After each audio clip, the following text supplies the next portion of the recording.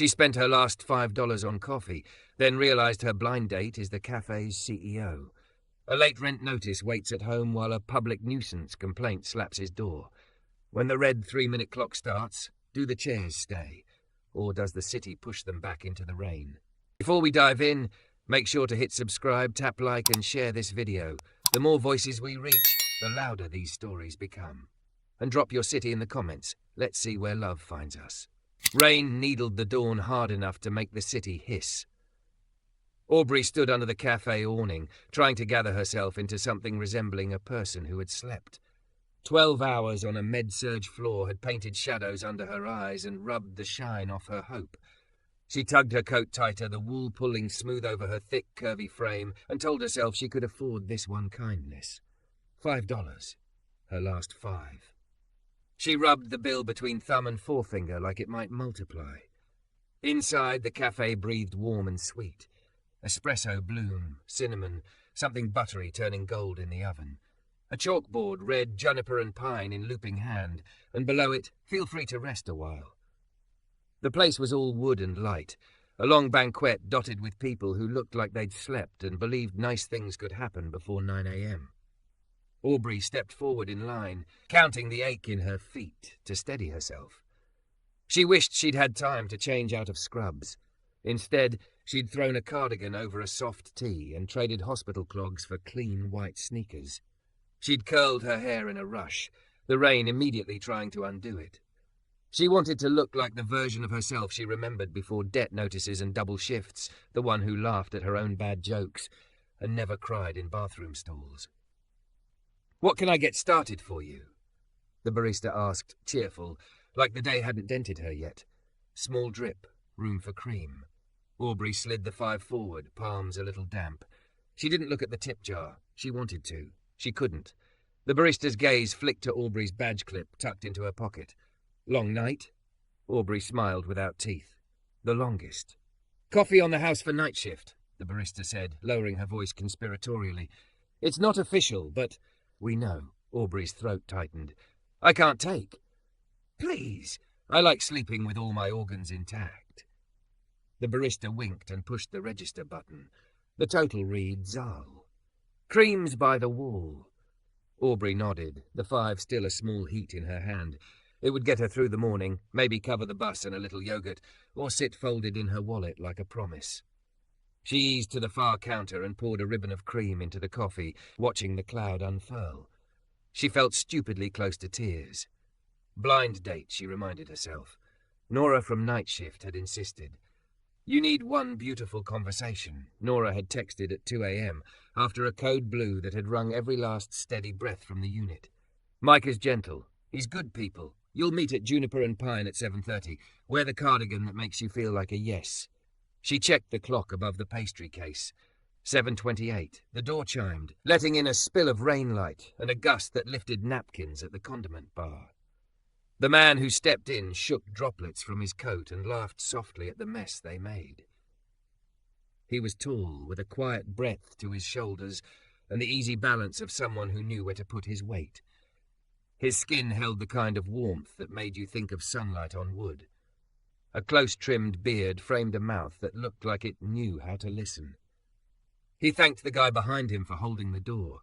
He stooped to pluck a runaway napkin from the floor and tucked it into the bin. Those small things said more than any swagger. He looked once around the room, not scanning for exits like a cop, not skimming over faces like a man measuring his odds, but locating people.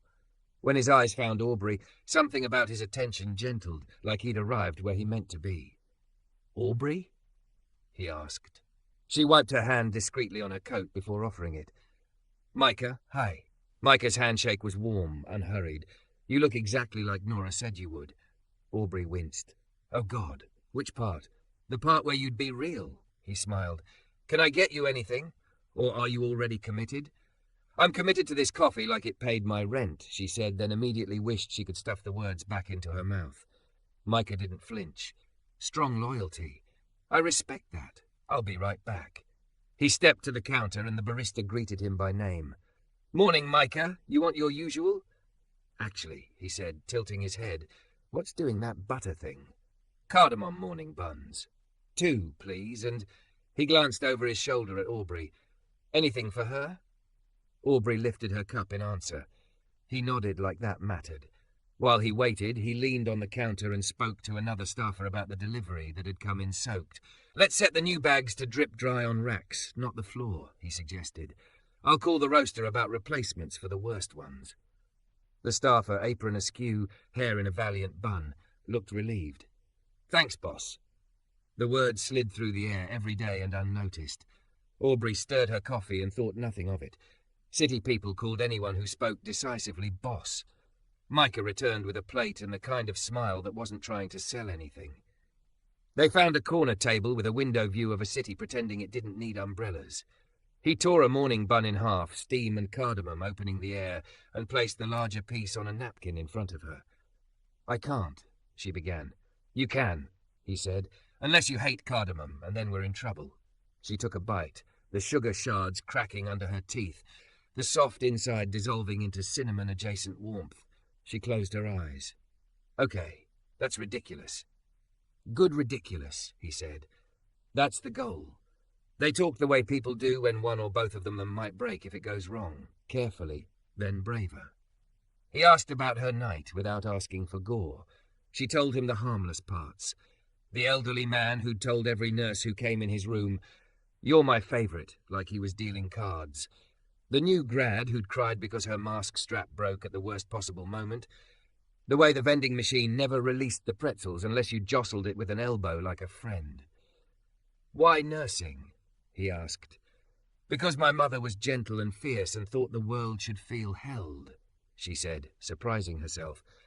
Because I can't stand watching people be frightened alone. Micah's eyes softened like he'd found the tender hinge in her voice and promised not to press. That's a better answer than good benefits. It was that at first, she admitted, laughing. And then it was this kid who needed someone to fight the resident who wasn't listening. And then it was the woman who didn't have anyone to call, so I wrote my own number on her discharge papers just in case. I keep telling myself to stop doing that, and then I don't. Keep not stopping, he said. What about you? She asked. Nora said you liked coffee and didn't deserve how many bad first dates you've survived. He grinned. I do like coffee, and I'm a serial optimist. I keep showing up. What do you do? The question left before she could remember to make it small talk. Micah glanced down at his hands, a quick flicker. I build rooms where people can breathe. That's not a job, she said, smiling. That's a calling. Sometimes they overlap. He picked at the edge of his napkin. I grew up in houses where the rent changed the taste of dinner. The first time I sat in a place like this and realized I could be here without buying anything, I felt human. I like making that happen for other folks. You sound like a social worker who runs on espresso, she said. Close enough. His phone buzzed face down on the table. He silenced it without looking, as if whatever it said could wait, because this was the kind of conversation that deserved a whole person. Aubrey's busted composure knit itself together in small, stubborn stitches. Micah asked questions like, he wanted to leave her with more of herself than when she walked in. He listened in a way that made the rain sound like company. When she admitted she'd spent her last 5 on the bus to get here, he didn't flinch or pity. He nodded like she'd named the weather, and weather could be prepared for. You ever eat breakfast after night shift? He asked. Like real breakfast, not vending machine regret? Only when the universe forgets I exist. Let me be part of its amnesia, he said, standing. I'll grab us eggs and toast. There's a tucked corner that opens soon. It's warmer there. She almost protested, pride rising like a reflex, then sat on her hands and let kindness land. When he walked to the counter, the barista leaned in to say something. The oven dinged and someone called, Micah, hey, the espresso machine's pulling short shots again. Another voice, older, with the weary brightness of a manager, added, We got an email from corporate about the new training. Can you look before the lunch rush? After breakfast, he said easily. We'll fix the machine first. Thanks, Mr. Rivers. The name touched the air like a stray note. Aubrey sipped her coffee, watching Micah laugh with the staffer, sleeves pushed back, wrists damp from wiping the bar. He moved behind the counter with the relaxed competence of someone who belonged there without having to prove it. He crouched to open a panel, listened to a sputtering pump, adjusted a valve like he'd done it before. The machine sighed, then purred. The barista cheered. Micah clapped his hands once, soft and satisfied, and pointed to the corner where the heat vent ticked awake. Aubrey traced the rim of her cup. Rivers. She looked at the wall where a framed photo hung, a black and white of a younger man. Micah, maybe, standing in front of a cart with a hand-painted sign, Rivers Roasters, pop-up. Under it, a brass plaque read, "First cart, first day. We built this so you could belong." She blinked, and the room rearranged itself around a possibility she hadn't been prepared to hold. Micah returned with breakfast, the plates warm against his palms. He set one in front of her and sat, Rain loosening his curls at the edges, the corner of his mouth catching in a shy half-smile that made something quiet in her unclench. "Eat," he said, "then tell me what your favourite kind of ordinary day looks like." Aubrey picked up her fork and, for the first time in a very long time, let herself imagine one. Outside, the rain softened to a steady hum. Inside, the espresso machine breathed like a living thing. The staff moved as if their work mattered, and the man across from her looked at her as if she did too. She swallowed, tasted butter and pepper and a sweetness she couldn't name yet, and didn't notice that the last $5 in her pocket felt suddenly less like a cliff and more like a bridge. They moved to the warmer corner he'd mentioned, a narrow nook newly freed from a table of laptops and quiet ambition. A vent hummed there, drying the damp in Aubrey's cardigan. Micah slid into the seat across from her with the kind of presence that made space rather than took it. For a moment they just listened. The espresso machine's soft breath, metal on ceramic, the low conversation of a city waking up. "So," he said, nudging her plate closer, "your favourite kind of ordinary day?" She laughed into her fork. "I don't know if I remember. 8 hours of uninterrupted sleep, a clean kitchen that I didn't have to earn, coffee I didn't chug from a plastic lid while sprinting for the bus, a book on a porch I don't have where my neighbours argue about tomato varieties and call each other by first names, shoes that don't punish me. Neighbours arguing about tomatoes is underrated." He pretended to take notes on his napkin. "I'll put in a request." "And you? What does ordinary look like when you're not whatever you are?" he considered. "I like to walk the blocks before we open, check the windows. Glass tells you if a place feels cared for. Taste a shot when the machine's moody. Ask a regular about her son's chess tournament. Sit at the table closest to the door and make sure someone without money still feels like they can be there. Day's good if I've made room for breath." "Breath," she echoed, surprised at how the word loosened a knot under her ribs. They ate. He asked about the old nurse who'd taught her to tape IV ports so they didn't catch on blankets. She asked why the chalkboard handwriting looked like the same hopeful person had written it at every table. He told a story about the first time he burned a batch of syrup so badly the whole block smelled like cinnamon despair.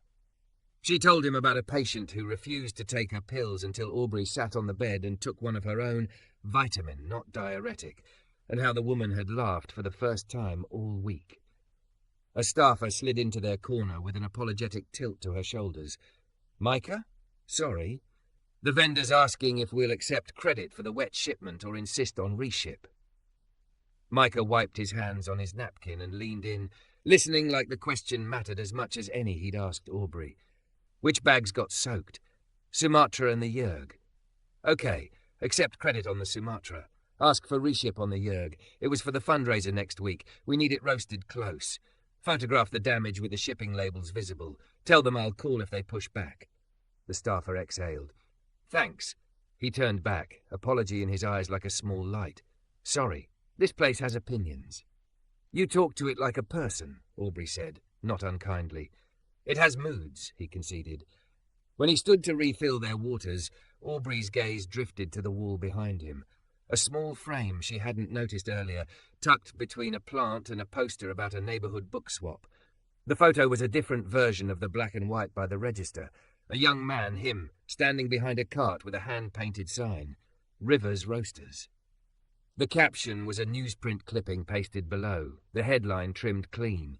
Local pop-up goes permanent. Beneath it, Founder Micah Rivers says the shop will keep the no-purchase rest policy and training program for neighborhood teens. Her stomach did a small, ridiculous flip, like a bus taking a turn too fast. Micah returned with water and a small dish of jam he claimed was good enough to eat with a spoon. He set them down gently and caught the direction of her glance. He didn't look away from her to follow it. He just sat, hands open on the table, not defensive, not performative. "You run this place," she said, hearing the thin wire of surprise in her own voice. He shrugged one shoulder. "I get to. It's a team." "And more than this place?" He breathed out, steady. "There are a few shops, a roasting space, some wild ideas I'm trying to make less wild." Aubrey thought of the quiet way he'd fixed the machine, the staff who spoke to him like a shoreline, the plaque, the word boss that had slid unnoticed through air. The $5 in her pocket felt suddenly like a confession. "I feel stupid," she blurted, and then flinched at her own honesty. "I almost cried over a comp drip." "It wasn't a test," he said quickly, "and it wasn't charity. The night shift call is real here. It existed before you walked in. It'll exist if you never come back. Still." She pushed a crumb around her plate. "I hate the part of me that keeps count." "I keep count too," he said. "Just not in money, if I can help it." An older man drifted in then, shoulders hunched against a storm that had already passed. His coat was a map of older rains. A few customers looked up with that flicker of city calculation. Disruption? Risk?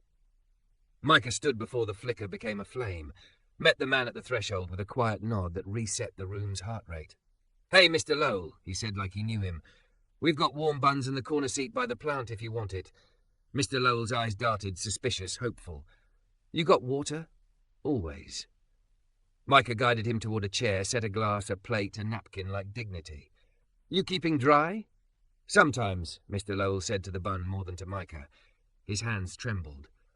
"Let me know if you want a fresh pair of socks," Micah murmured, already retreating so the man could eat without an audience.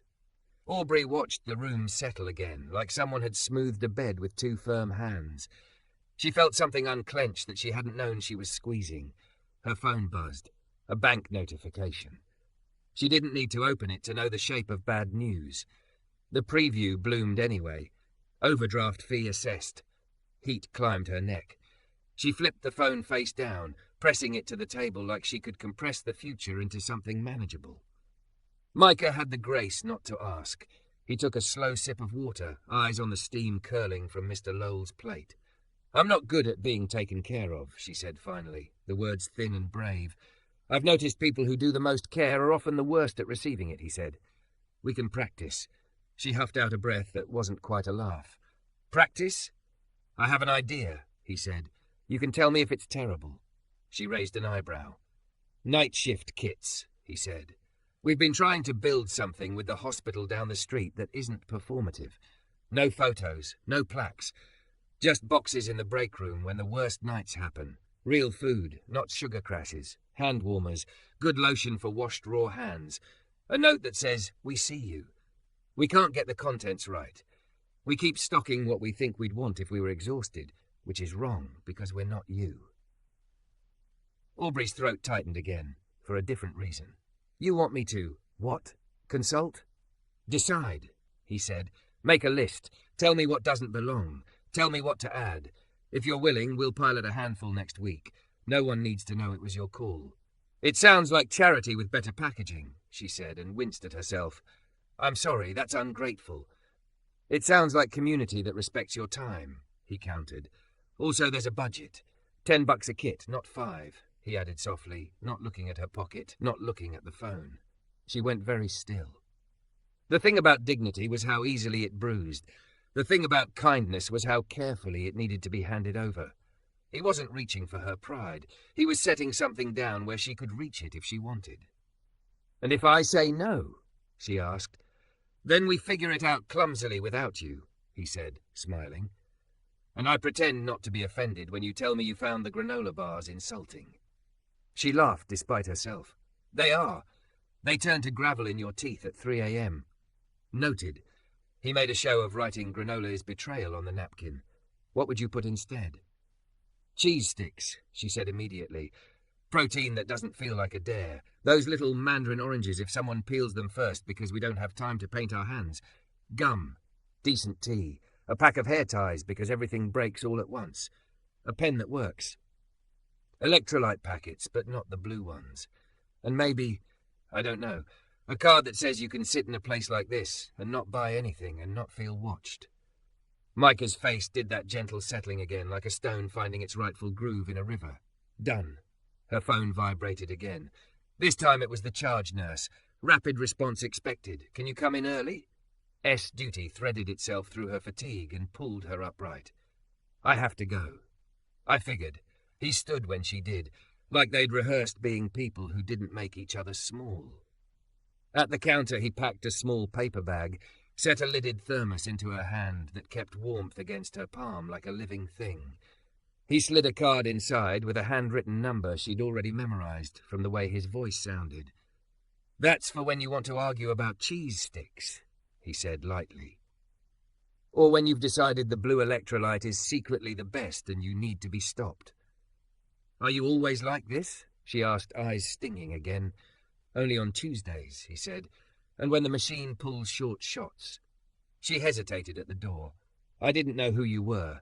He didn't pretend otherwise. I liked meeting you before that part came into the room. Me too, she swallowed. I'll think about the kits. Don't think too long. People are tired tonight, whether we do something about it or not.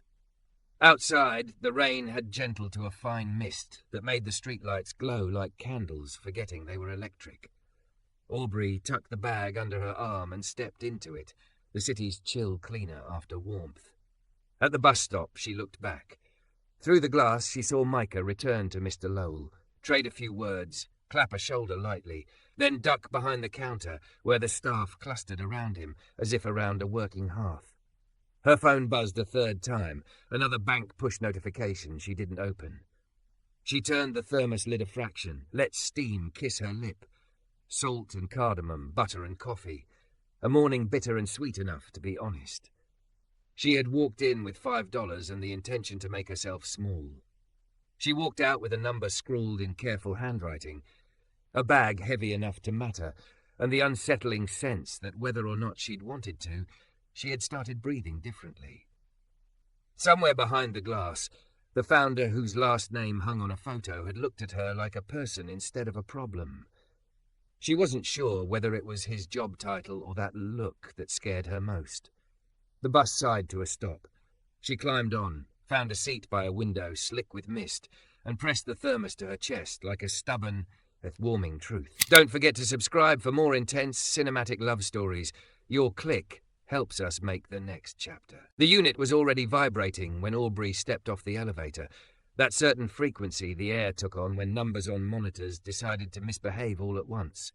The charge nurse, Solar, lifted her chin in greeting from behind the desk piled with charts and a flickering candy bowl. You're a saint, Solar said. Rapid on 42. Vitals like jazz. Which kind of jazz? Aubrey asked, dropping her bag and tucking a stray curl behind her ear. The thermos Micah had handed her earlier still held a lingering warmth, cardamom whispering from the lid like a secret she hadn't decided to tell. The haunted kind. Solar shoved a printout into Aubrey's hand. Mr. Beltran, COPD, CF so proud for oxygen until it bit back. He likes his autonomy, hates his mask, and calls everyone kid like it's a swear. Aubrey nodded once and moved. Her body knew the map. Sanitizer, gloves, breath, door. In 42, Mr. Beltran glared from beneath eyebrows like storm fronts. The oxygen sat cannula crooked under his nose, the saturation numbers sliding down a hill they shouldn't. Morning, Mr. Beltran, Aubrey said softly, pulling on that tone those who live between pain and pride sometimes accept. I'm Aubrey. I'm going to help you catch your breath. I got breath, he rasped. You kids always think you own it. I wish, she said, checking the connections, the IV that had decided to kink itself like a bad joke. There's a line to borrow it every night. He didn't laugh, but the corner of his mouth softened. She straightened the cannula, adjusted the flow, and felt him follow her calm like a rope. Behind her, the rapid team spilled in, resident with sleep-stiff hair, respiratory with a rolling cart, the monitor tech hovering like an omen. Let him sit forward, Aubrey said, voice low but firm. He'll do better with his elbows on the tray. Mr. Beltran, we'll use the mask for a little bit. It's not a punishment. It's a bridge. You and your bridges? He grumbled, but let her fit it, eyes on hers like he'd chosen to let her borrow a little trust. The numbers obeyed, sullen but steadying. The resident mumbled orders. Aubrey caught the ones that mattered and ignored the ones that performed for the room. When the surge eased, she wiped Mr. Bay, Beltran's forehead with a warm cloth, and wrote her name big on the whiteboard like a promise. "Kid," he said, voice softer, "you got heavy hands and a light heart." "I'll take that," she said, smiling with her eyes because the mask had the rest of her face. Back at the desk, the candy bowl had given up. Solar slid a stapled packet toward her. "Vendor delivered something to the break room, some mystery kit. I was about to throw it back at the elevator, but the night is winning. See if it's garbage."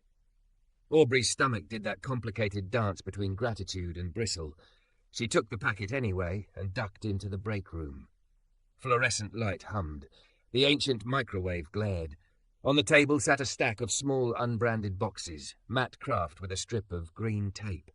No logos, no corporate thank you card with someone's headshot. A sticky note in handwriting she recognized only because she'd watched his hands write on a napkin. "For nights that run long, no strings. J&P friends." She swallowed. The knot under her ribs loosened and tightened at once. She opened one.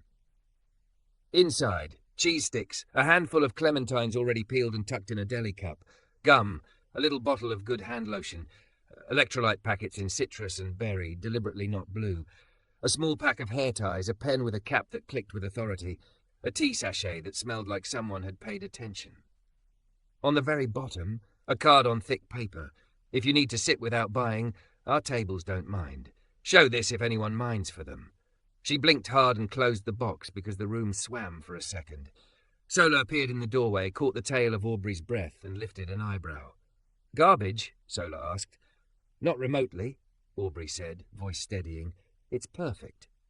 They put one in the med room, two by the nurse's station, one in the locker area like a dare to hope. Within minutes, the new grad Priya held up the hair ties like treasure recovered from a shipwreck. "I was using tape," she confessed. "Don't judge me." "Who would judge survival?" Aubrey said, slipping a cheese stick into Priya's pocket like contraband mercy. She waited until the hall thinned, then slipped her phone from her scrub pocket. A message to an unsaved number hovered in the draft box like a held breath. She typed anyway. "You cheated. Next week was tonight. Thank you. Clementines prevented mutiny." The three dots appeared almost instantly, and she hated how relief moved through her at that small proof of presence. "Practice beats theory," he wrote. "Also, blue electrolyte is still a crime." She bit back a smile she couldn't afford and shoved the phone back as a call light chimed. Across town, while the roaster spun and the cafe's afternoon shift stretched toward the lunch rush, Micah stood in a small glass box labelled Conference Room Birch, while a woman in a steel-pressed suit clicked through a slide deck that made generosity look like a rounding error. "Rent increases are non-negotiable," Rhea Collins said, her finger slicing the air with each bullet. "Your margin can't tolerate non-revenue dwell. The no-purchase rest policy is noble, but our landlords are not." Micah kept his hands open on the table. He had learned early that fists won nothing in rooms where the numbers held the gavel. "We cut paid ads a quarter and fill the difference with community board buys and our own feet. We protect the policy." Rhea's mouth tightened. "Micah, you hire people who can make lattes and speeches. We need a year where you make lattes." He smiled without showing teeth. "We can do both. We always have." She tapped a line item. "And what is this? Night shift kits?" "Boxes for the hospital staff," he said. $10 each. No branding. Just what's needed." She stared like the decimal might move if she disapproved hard enough. "And the return?" "Rooms that breathe," he said simply. "And because I remember sleeping in a van behind my first cart and what it meant when someone handed me a thermos and didn't ask for my story before they gave it." Rhea shut the laptop with a soft, final click. "You're very good at being beloved," she said. "It will either save you or sink us." "Maybe both," he said, and waited for the next fight. He won the small one, kept the policy, cut the ads, moved a number called Miska Hospitality into a line called Operations, so the spreadsheet would understand it. then walked the block to check his windows, as if the glass could tell him whether he'd chosen well. At 2:43 a.m., the hospital sounded like a town at war. A code blasted 2 doors down. Priya's breath hitched audibly through her mask. Aubrey reached for her forearm, pressed once, and stepped in with the certainty that makes rooms obey.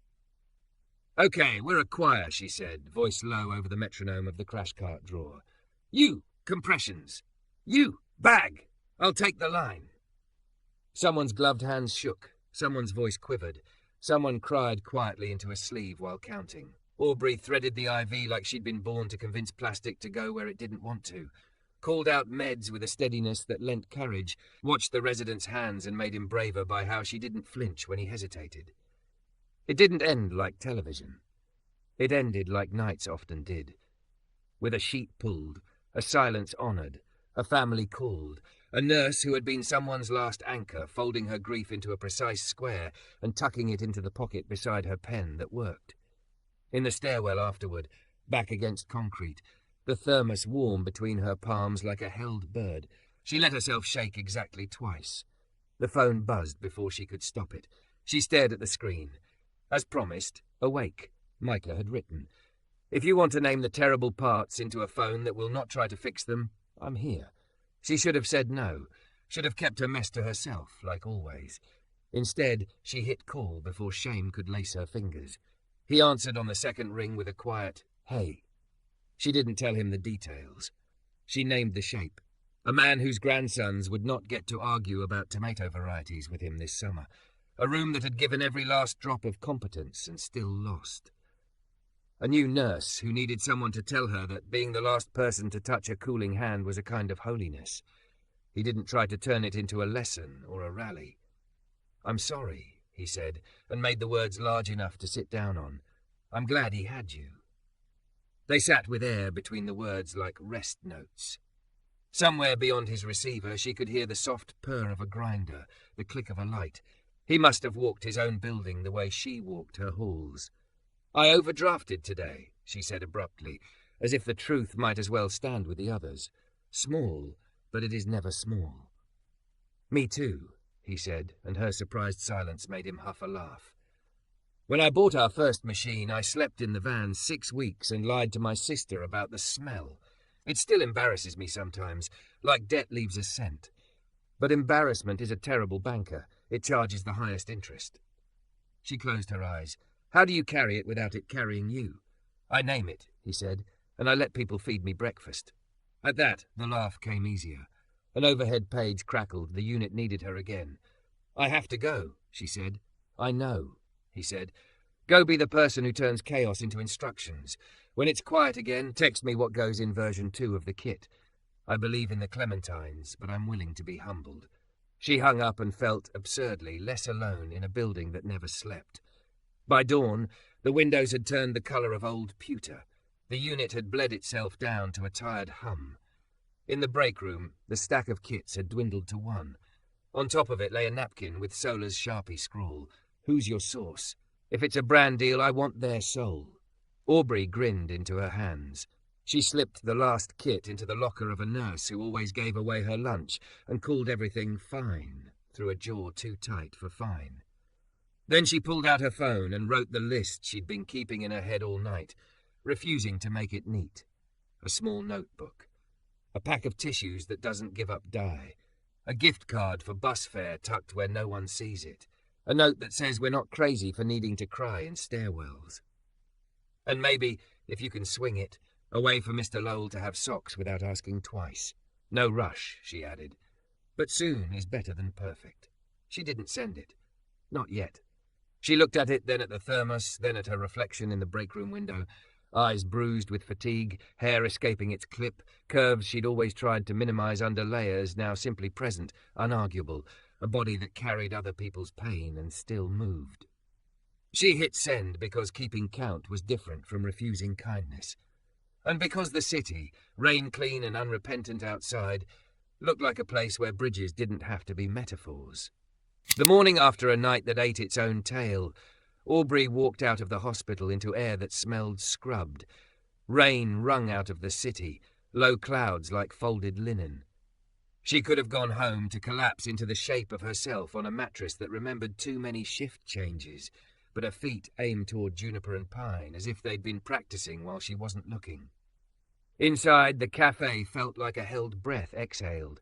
The hum of grinders, the warm punctuation of plates set down gently, someone laughing low near the pastry case. Micah was at the far end of the counter with his sleeves pushed up, calibrating a temperamental scale that had decided grams were a suggestion.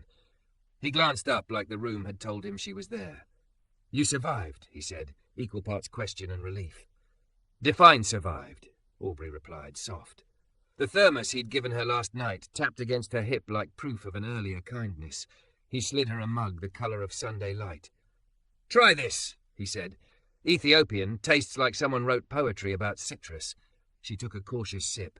It was bright without being cruel. "Poetry that pays rent," she said, and he grinned as if she'd solved a riddle he didn't know he'd set. "I brought you a thing," she said, tugging a folded paper from her scrub pocket. "Draft 2, don't laugh at my handwriting." He unfolded the list and read with the attention he reserved for actual people. A small notebook, tissues that don't bleed, bus fare tucked where no one sees it. He nodded at each line, the way he did when someone's truth stepped into the room. "And the socks, yes." "Mr. Lowell," she said, tilting her head toward the window. He was already there, in his usual seat near the plant that forgave elbows, peeling the edges off a napkin because sometimes hands need something to ask of paper. Micah tucked the list carefully into his back pocket like a promise. "Come see something," he said. He led her past the swinging door, the small corridor that smelled like sugar warming, to a tidy back room that had lived other lives as storage and quiet panic. Along one wall, labelled bins lined a shelf like sober confetti. Socks M, socks L, feminine care, rain ponchos, gloves.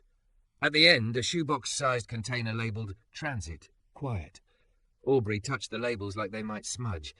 "You were ready." "We were almost ready," he said. "Your list made us less almost."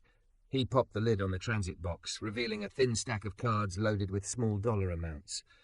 "No receipts, no names. If someone asks why them, I ask, why not me?" She felt the ache of every stairwell she'd cried in Bend into something gentler. "I can help stock," she said, "on my days off. Help me design the plan so it doesn't rely on your days off," he countered. "Also, 3 teens are coming after school for training. Want to judge my pretend cool." Aubrey laughed, rolling her eyes at him while something inside her unwound enough to allow delight. "You didn't warn me there would be teenagers." "Consent culture," he said solemnly. "We inform before exposure." By noon, the shop filled with the after-school tide. A boy in a hoodie with a chest patch, a girl with ink-stained fingers and a stare that could file paperwork, another kid carrying a skateboard like a shield. Micah introduced them by name and something true.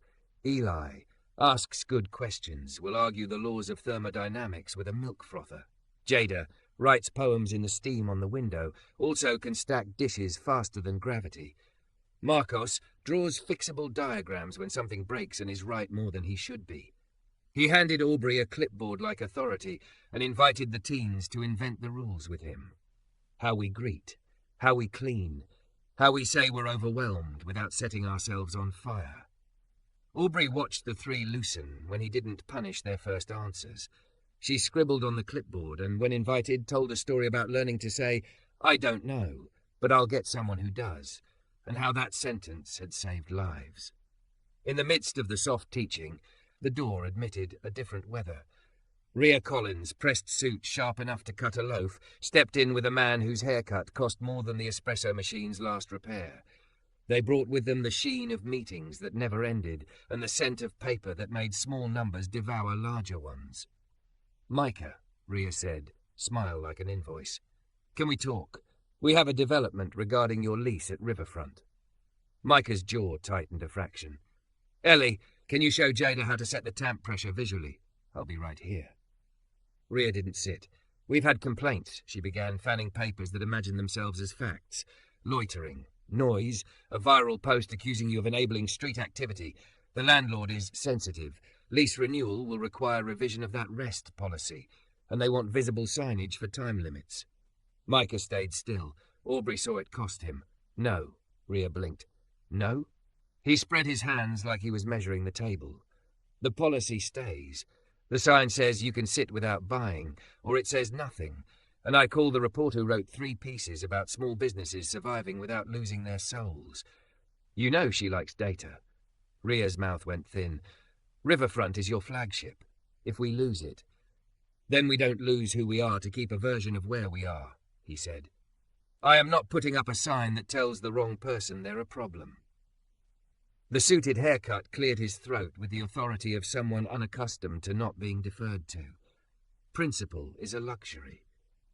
No, Aubrey said before she remembered her place. Every head turned. She shrugged at the attention as if it were a cardigan she hadn't meant to put on. I am a nurse who has watched young mothers count pennies at the cafeteria and pretend they aren't hungry. I've watched a teenager sleep on a chair because the shelters are full. The only luxury I see is pretending seats are for the people who make your spreadsheet feel calm.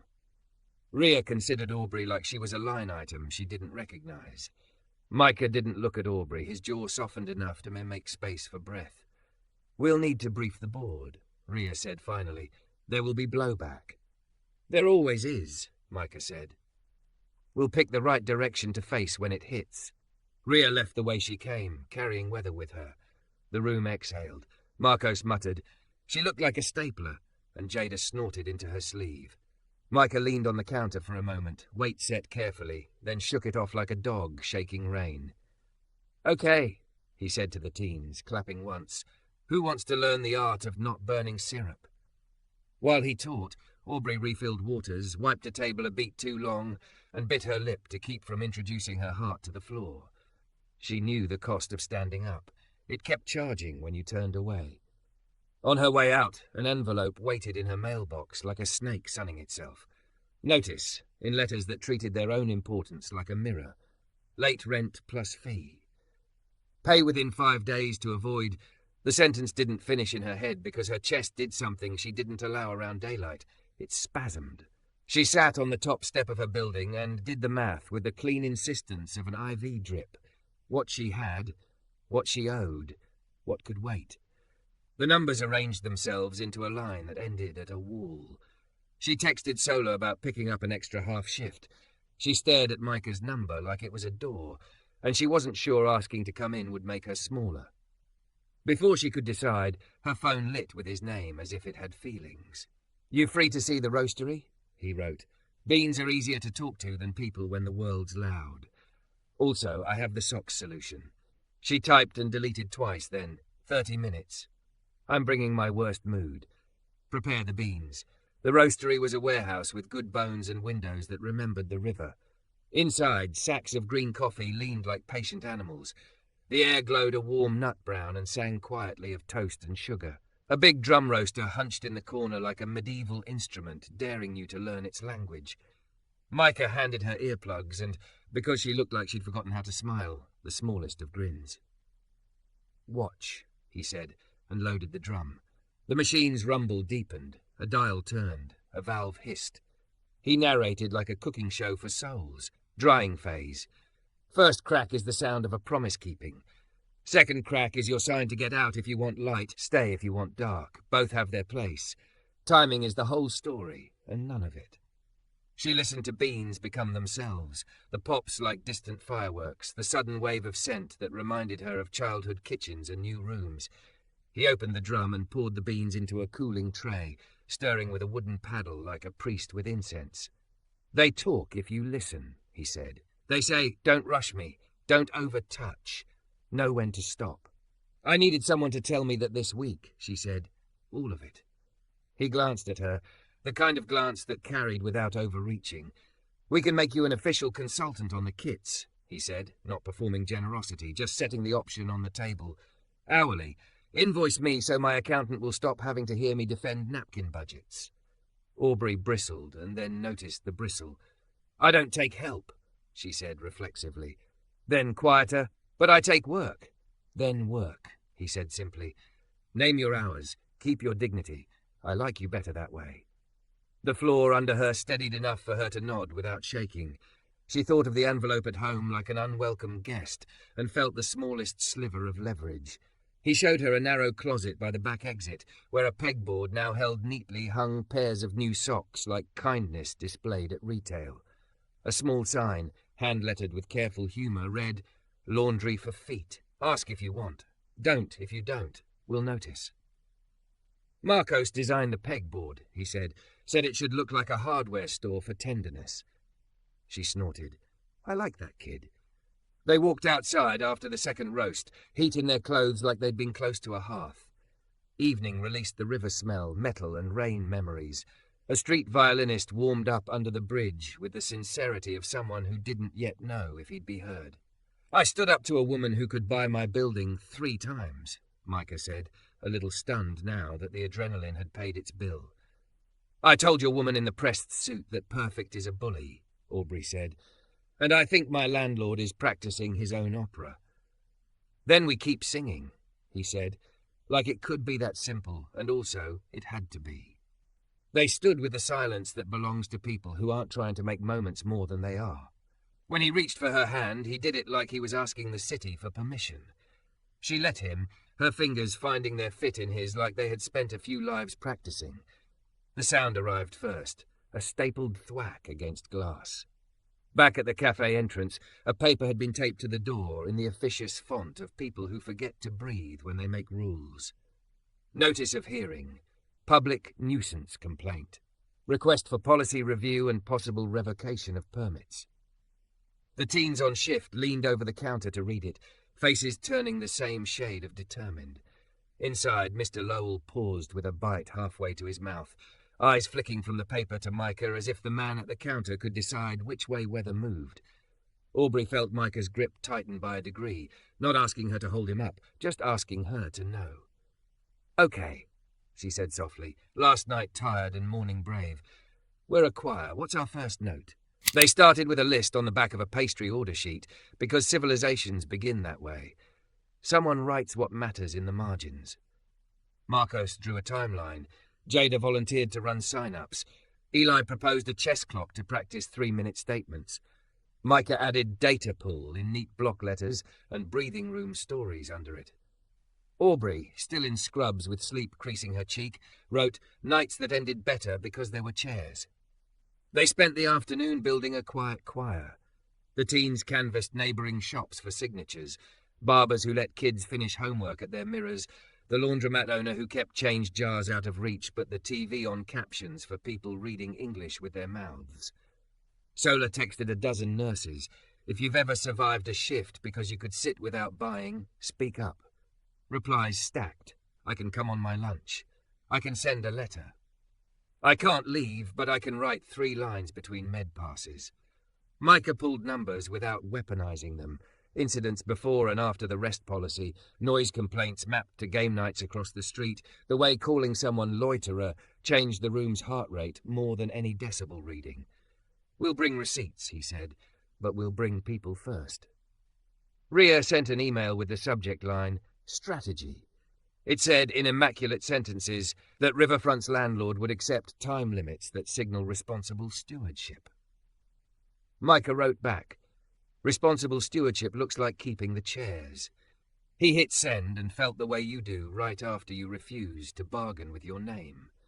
The hearing lived in a municipal room that remembered 1,000 budget fights, fluorescent lights, a carpet that had seen everything, microphones with the personality of tin cans and string. A red 3-minute clock on the wall looked like it had been practicing to be cruel. The board sat behind a long table with nameplates that turned people into roles. The sign-in sheet began the story in handwriting. The complainant spoke first, a man with a tie that made his neck look trapped. Public nuisance, he said, like a diagnosis. Camping, aggressive panhandling, noise. Our tenants pay for a certain environment. There are other ways to do charity. Micah stood when they called him and put the room in his pocket without swagger. We're not a charity, he said evenly. We're a business that wrote its values down and kept them when money got loud. Our no-purchase rest policy is not lawless. It is the opposite. It creates predictability. Fewer fights happen in rooms where people are recognized before they are policed. We train our staff in de-escalation. We clean the sidewalk. We know the names of the people you call problem. We also sell a number of cappuccinos that would soothe your spreadsheet. Both things are true. Evidence? A board member asked, because that's her job. Micah pushed a folder forward. Incident logs. Calls we didn't make because we didn't need to. Letters from neighbouring businesses about a decrease in spillover once folks had somewhere obvious to sit. And this, he added, gentling his tone, is Mr. Lowell, if he wants to speak. Mr. Lowell approached the microphone the way you approach a river, carefully, like it might take you. His new socks were white enough to argue with the carpet. I've been cold a long time, he said to the clock, the board, whoever would have him. When they let me sit, I don't do nothing but breathe and eat a bun. When people look at me like a person, I don't have to get loud to prove I exist. That place saved my quiet. The board member with kind eyes nodded once, a movement small enough not to count and large enough to matter. Then the nurses came. Solar opened with a line that fit under 3 minutes but held 12 years. Reprimands don't warm rooms. Priya read from a paper with a stain like the night. Your chairs meant I didn't cry on a bathroom floor. A respiratory therapist with hands like architecture spoke of lowering a patient's panic without medicine because a cafe had felt safe enough for his wife to wait. A bus driver in a union cap said, I got 3 granola bars in my glove box that came from that counter and a laminated list of kids who miss stops. Don't take away the one place they can sit and not be moved on. A man from the Business Association rolled his eyes and used the word liability 4 times. A woman who lived above the pizza place said she had to sleep for work. Eli, eyes wide but voice steady, told the board that the shop was the first place an adult had asked him how he wanted to be greeted and then remembered. Jada said, rooms that breathe make better neighbours. Marcos presented a diagram he'd titled Hardware Store for Tenderness, and somehow the board didn't laugh. Aubrey waited until the very end because she understood triage. You let others go first so you can tune the room. When she took the mic, her scrubs carried the night like a scent. I am a nurse, she said. I spent my last $5 on a morning that took more from me than it gave. A quiet moved across the back row. I walked into Juniper and Pine ready to make myself small and was handed a seat like a person. I want to talk about what a chair does to a nervous system. When you are not required to earn being in a room, you stop bracing. Your breath evens out. Fewer bad decisions happen with warm hands. My unit has lost people at 3 a.m. and held people at 3:05 because someone could sit with their coffee and not be asked for a receipt. That is not charity. That is public health. She paused to let that land because medicine had taught her that facts need time to lay down roots. And, she added softer, the shop stocked our break room last night with kits we designed because they asked us instead of guessing. No plaque, no photo. Just oranges peeled ahead of time because our hands are busy, and pens that work when orders do not. You cannot measure what that does to a team, but you'll see it when your family is in our beds and we're still steady at hour 13. The clock blinked red zeros. She finished anyway. We are not asking you to bless disorder. We are asking you to recognize that the opposite of nuisance is belonging. Rhea spoke last, because of course she did. She introduced herself as representing investors, and the room tilted. We can make numbers obey, she said, voice precise. But there is a reputational cost to being the place that posts a sign saying you must pay to rest. I've been persuaded that this policy, managed well, may be our advantage. We're prepared to fund a community impact plan, clean-ups, training, a liaison number, but we are not prepared to kill the thing that is the brand. Micah did not look at Aubrey, which is to say he trusted her to stay upright without needing to make it a moment. The board recessed for 11 minutes that felt like a month. When they returned, the chair cleared her throat and read in the voice of someone who knows rules are better when they are vessels, not bludgeons. The board declines to designate Juniper and Pine a public nuisance. We require a written plan addressing sanitation, staffing, and point of contact for concerns. We further note that the no-purchase rest policy, as described, appears to reduce rather than increase calls for service. We encourage continued partnership with neighbourhood businesses and the hospital. We will review in 6 months. No one cheered, not at first. Relief is shy. Then Mr. Lowell clapped once and the room found its hands. Marcos whooped. Jada cried and pretended she didn't. Eli hugged the chess clock like superstition. Outside, the evening held itself like a bowl. Micah folded the decision letter and tucked it into his jacket, not the window. "Back room," he said when a barista asked if they should post it. "We'll keep the chairs doing the talking." Aubrey's phone buzzed. A bank deposit. For services, kit design consult. She opened the invoice on reflex, saw the line item and the rate they'd agreed on, saw the signature that said she was a professional who had done work worth paying for. Her throat went tight with the kind of dignity that doesn't have to defend itself. "You paid fast," she said, finding him by the doorway, the teens orbiting, the staff exchanging that tired, giddy look of people who just kept a room upright. "I like to," he said. "We built this so people could breathe. Late invoices steal air." She looked at him with the clarity that follows a long night, a hearing, and a decision that didn't betray anyone. "What's an ordinary day look like now?" He asked, gentle, as if picking up a thread he'd laid down weeks ago. 6 hours of sleep I don't apologize for," she said, surprising herself. "A kitchen that's messy because friends ate there. A shift where the worst thing happens and I'm not alone in the stairwell. Coffee at a table where I haven't bought anything yet and nobody asks me to perform gratitude. A hand that finds mine without making a moment into a stage." He took her hand like the most ordinary gesture in the world. The after-work crowd pushed by in small weather systems. Mr. Lowell left with his shoulders higher and his socks hidden, which is another way of saying the right parts were quiet. Back at the shop, Eli wiped the loiterer graffiti from the side of the trash bin with the solemnity of a sacrament. Jada taped a new sign by the water station. "You belong." Marcos straightened the pegboard of socks and labelled the last hook Tomato Neighbour Fund, because they'd decided to sponsor one planter on the block and let people argue about varieties under a trellis. They didn't toast. They stocked. They peeled clementines. They tucked transit cards where no one could see them and everyone who needed them would find them. Sola sent a photo from the unit, a hand with a new hair tie and a caption that read simply, "Saved me." When the doors finally locked, Micah walked Aubrey to the bus and didn't pretend not to see the envelope she had folded small enough to fit in a palm. "You're covered?" he asked, which in their language meant, "Did the work land in time?" She nodded. "This month. Next month I send another invoice and you argue with your accountant again." "Deal," he said. "Version 3 of the kit is going to need your terrible opinions about protein." "Cheese sticks are not terrible," she said, mock offended.